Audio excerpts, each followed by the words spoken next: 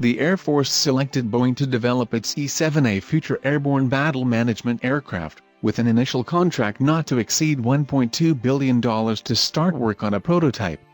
Production of an Air Force-specific version of the jet is to begin in 2025. The E-7A Wedgetal will provide advanced airborne moving target indication and battle management, command, and control capabilities, and advanced multi-role electronically scanned array radar that enhances airborne battle management and enables long-range kill chains with potential peer adversaries, the Air Force said.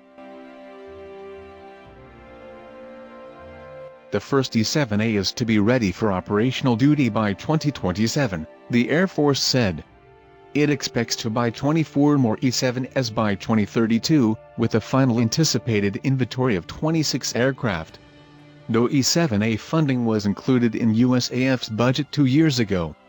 Some cuts in other programs may be needed to fund the project. We conducted a thorough analysis of viable industry options to ensure the selected E-3 replacement could meet the specific needs of the U.S. Air Force Acquisition Executive Andrew Hunter said in a press release. The Air Force will retain its E-3 Airborne Warning and Control System, Awacs, until the E-7A is fielded, he added. The rapid prototyping program will integrate U.S.-based mission systems into the existing airborne platform to meet DAF requirements, while simultaneously ensuring interoperability with coalition and allied partners already operating the E-7A, a service spokesperson reported. The E-7A was originally developed for Australia, and has also been adopted by the UK. By leveraging allied investment in the E-7A, the U.S. aims to acquire the new Awacs replacements more quickly than would otherwise be possible. The Air Force's aging and deteriorating 707-based E-3 bytes per gram Awacs aircraft are increasingly difficult to keep flying, with mission-capable rates plunging to under 60% in recent years. The new aircraft will be USAF's principal airborne sensor for detecting, identifying, tracking, and reporting all airborne activity to Joint Force commanders, Hunter said in a press statement.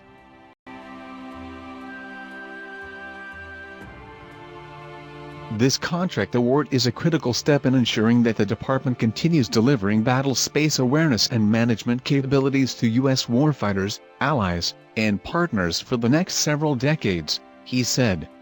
The E-7A will enable greater airborne battle space awareness through its precise, real-time air picture and will be able to control and direct individual aircraft under a wide range of environmental and operational conditions. The Air Force is continuing modernization of the E-3 to meet the service's obligations under the 2022 National Defense Strategy, the service said, and will continue to provide worldwide battle management, command and control, and airborne moving target indication operations as required. It said, the Air Force plans to handle both the airborne and ground moving target indication missions with space-based assets a decade in the future and is now developing the necessary constellations to make that migration possible. Saab had offered an Awacs solution with its Global Eye platform.